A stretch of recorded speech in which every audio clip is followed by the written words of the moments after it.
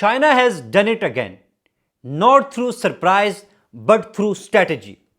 The fourth plenary session of the 20th Central Committee of the Communist Party of China has just concluded in Beijing, and with it, the party adopted its recommendation for the 15th Five-Year Plan for Economic and Social Development, the roadmap that will guide China from 2026 to 2030. And this is not just a domestic document. It is a signal of stability, reliability, and predictability. At a time when the world faces geopolitical uncertainty, weak growth, and recurring global risks. At a moment when many nations are wrestling with crisis and confusion, China is planning its future with precision.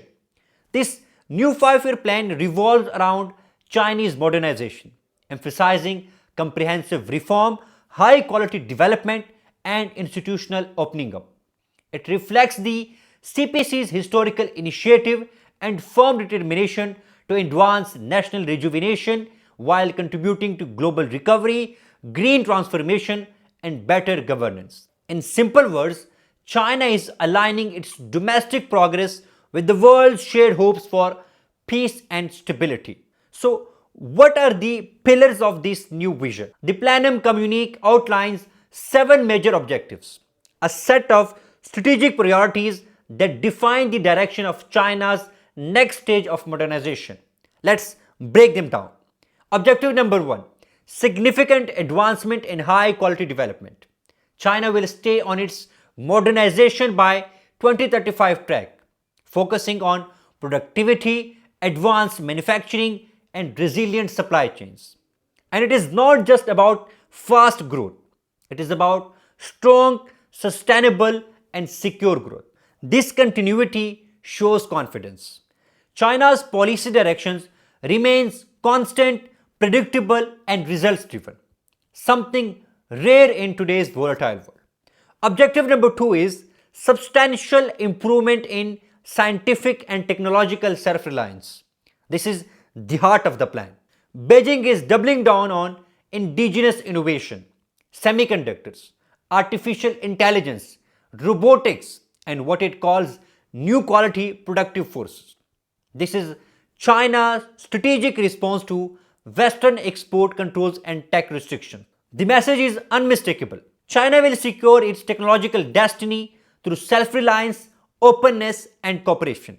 Objective number three, fresh breakthroughs in comprehensive reform. This includes reforms in state-owned enterprises, fiscal policy, capital markets, and science governance, all meant to channel more resources toward innovation and strengthen private sector confidence. At the 2026 National People's Congress, these reforms will be detailed and ratified. It is evolution, not revolution. And that is how China keeps its system both stable and adaptable. Objective number four, notable cultural and ethical progress. Economic power alone is never enough. China aims to nurture cultural confidence, strengthen civic ethics, and promote cultural industries that reflect Chinese values and unity. It is about fostering a social foundation for long-term modernization. And objective number five is further improvement in quality of life. Jobs, housing, education, healthcare, elder care, these remain at the core of people-centered development. Expect policies for fairer income distribution, stronger social safety nets, and expansion of the middle class. China's rise is not just about prosperity, it is about inclusivity. And the objective number six is major strides in the Beautiful China initiative.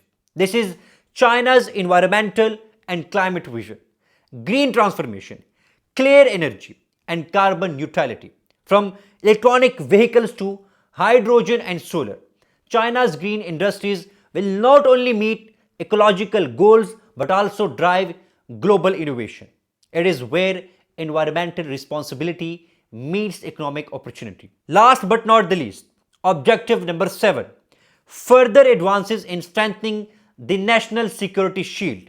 China defines security comprehensively, from economic and technological resilience to food, energy, and cyber security. And let me tell you, this also includes ongoing modernization of the People's Liberation Army, ensuring that China can safeguard peace while continuing its path of development. But the plan goes beyond these 7 goals. It ties domestic renewal to global contribution. In an era of fragmented politics and protectionism, China is offering something else, a vision of shared progress. The plan reinforces China's commitment to high level opening up and institutional cooperation, aligning its system with higher international standards. Despite rising barriers, Beijing continues to open its markets, attract investment, and expand trade under fair and multilateral frameworks. Under this framework, China will advance independent opening up, foster trade innovation, expand two-way investment, and promote high-quality belt and road cooperation. This will deepen industrial cooperation, optimize imports, and stabilize global supply chains, creating more balanced and inclusive globalization.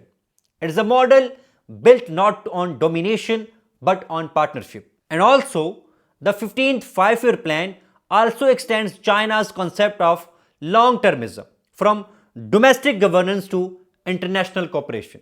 By promoting genuine multilateralism and fair global governance, China is showing that stability does not come from military blocs. It comes from consistency, vision, and trust. And that is why this plan matters. It not only charts China's economic future, it injects stability into global development. It links green transition with industrial progress, reform with innovation, and national confidence with international responsibility. As global observers noted, the strategic push of the next five-year plan is something the whole world will feel.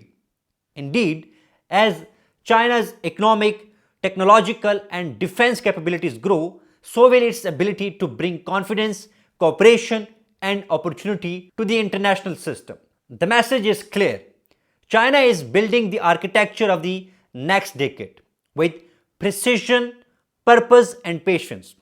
And that is what separates a country reacting to the world from a civilization shaping it.